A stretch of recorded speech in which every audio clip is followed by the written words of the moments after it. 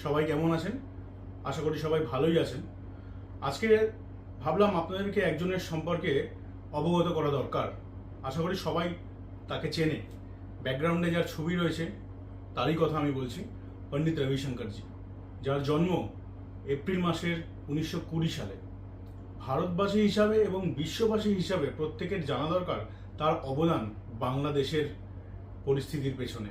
তিনি কতটা কিভাবে সাহায্য করেছিল বাংলাদেশকে 1971 সালে। সেই সময় বাংলাদেশ পূর্ব পাকিস্তান নামে পরিচিত ছিল এবং স্বাধীনতার পরবর্তী সময় বাংলাদেশের অবস্থা খুবই কঠিন হয়ে পড়ে।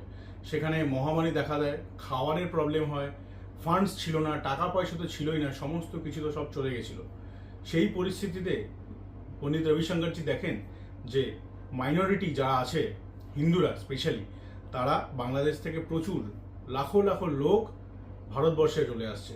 কেননা তারা সেখানে থাকতে পারছে না অত্যাচারের জন্য। এটা এটা ইতিহাস। আমি এখানে কোনো হিন্দু মুসলিম বিদ্বেষ আমি ক্রিয়েট করতে চাই না, বা নতুনভাবে কিছু সৃষ্টি হোক সেটাও আমি চাই না। একটা মানে যে জিনিসটা জানা দরকার তার অবদান, সেটাই বলছি। সেই সময় তার এই পরিস্থিতি দেখে প্রচণ্ড মানে খুব মন করুণ ব্যাকুল হয়ে ওঠে এবং তিনি সেই সময় কিছু করার জন্য ভাবেন এবং তিনি ইউএসএতে, সেই সময় তার যে ঘর ছিল লস অ্যাঞ্জেলেসে, সেখানে যান এবং সেখানে বিটলস ব্যান্ডের কথা আপনারা সবাই জানেন। সেইখানের অন্যতম একজন মেম্বার ছিলেন জর্জ হ্যারিসন। তিনি তাকে সমস্ত কিছু নিজের মনের ব্যাপারে বলেন, তার পরিকল্পনার ব্যাপারে। তিনি চান যে কিছু ফান্ড আমরা যদি রেজ করতে পারি বাংলাদেশের এই কঠিন পরিস্থিতিতে, তাহলে ওখানকার অসহায় মানুষরা অনেক একটু রিলিফ পাবে। এইখানে জর্জ হ্যারিসনের অবদান একটা বড় মহত্ব পায়। জর্জ হ্যারিসন 22 বছর বয়সেই অত্যন্তভাবে নামী একজন ব্যক্তি হয়ে ওঠে। তার কাছে এমন কিছু ছিল না যে সেটা পায়নি, এবং তিনি চাইছিলেন সেই সময় যে আমি আরেকটু কিছু করতে চাই যাতে পুরো গোটা বিশ্ব আমাকে ভালোভাবে মনে রাখতে পারে আমার অবদানের জন্য। ঠিক সেই সময়ই পণ্ডিত রবিশঙ্করজির আগমন ঘটে জর্জ হ্যারিসনের জীবনে। তিনি যেই পথটা চাইছিলেন, পণ্ডিত রবিশঙ্করজি আসার ফলে তার কাছে দরজাটা খুলে যায় যে হ্যাঁ, আমি দেশের জন্য, দশের জন্য, বিশ্ববাসীর জন্য কিছু একটা করতে পারি এইবারে। পণ্ডিত রবিশঙ্করজির এইম ছিল সেই সময় অ্যারাউন্ড $25,000 ফান্ড রেজ করা।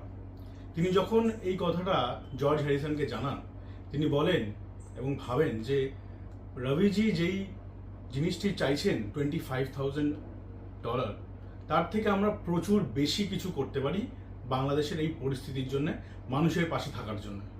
সেই সময় আরও কয়েকজন ব্যক্তি রয়েছে যাদের অবদান কিন্তু অনস্বীকার্য। তারা হলেন মহারিষি মহেশ যোগী এবং ভক্তি বেদান্ত স্বামী প্রভুপদ। স্বামী প্রভুপদ ছিলেন founder of international society for Krishna consciousness. আজকে ইস্কনে ওখানে বাংলাদেশে যেভাবে অ্যাটাক হচ্ছে, সেটা সত্যি মানে বেদনাদায়ক। যারা সেই দেশকে এতটা ভাবে সাহায্য করেছিল 1971 সালে ফান্ড রেজ করার জন্য, সেই প্রতিষ্ঠানকে বারবার আঘাত করা হচ্ছে। আমার মানে সত্যি বলতে খুবই কষ্ট লাগছে। কোন দেশে বাস করছি? এ কারা? আমার মনে হয় না যে স্টুডেন্টরা এই কাজ করছে। যাই হোক, সেই জিনিসটা পাশে থাকুক। আজকে পণ্ডিতজির ব্যাপারে বলতে এসেছি, সেই ইনফরমেশনটুকুই আপনাদের দেব। জর্জ নিজেরই রেকর্ডিং থেকে একটু ব্রেক নেন।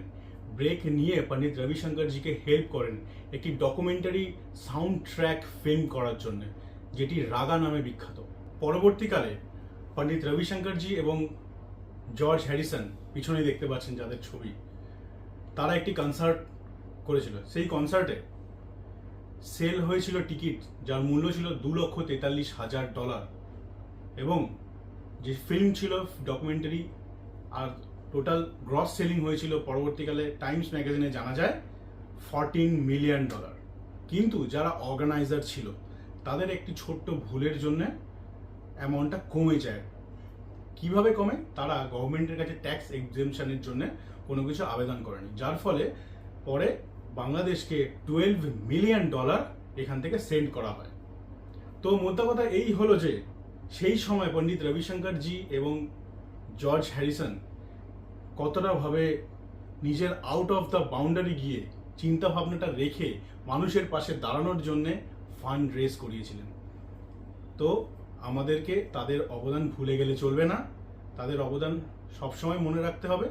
আর বাংলাদেশকে থাকতে হবে মাইনরিটিদের পাশে, যাতে তারা সুস্থভাবে জীবনযাপন করতে পারে। আজকেও বিভিন্ন নিউজ চ্যানেলে দেখা যাচ্ছে বাংলাদেশ থেকে প্রচুর লোক ইন্ডিয়ায় আসার জন্য কাকুতি মিনতি করছে, প্রচুর লোক দাঁড়িয়ে রয়েছে। কেন দাঁড়িয়ে রয়েছে? এমনি এমনি দাঁড়িয়ে রয়েছে? নিশ্চয়ই নয়। বাংলাদেশ আজকে একটা কঠোর পরিস্থিতির মধ্যে দিয়ে যাচ্ছে। তো এটাই প্রে করব যাতে সব কিছু ঠিকঠাক হয়ে যায়। চলুন, আজকের জন্য এতটুকুই থাক।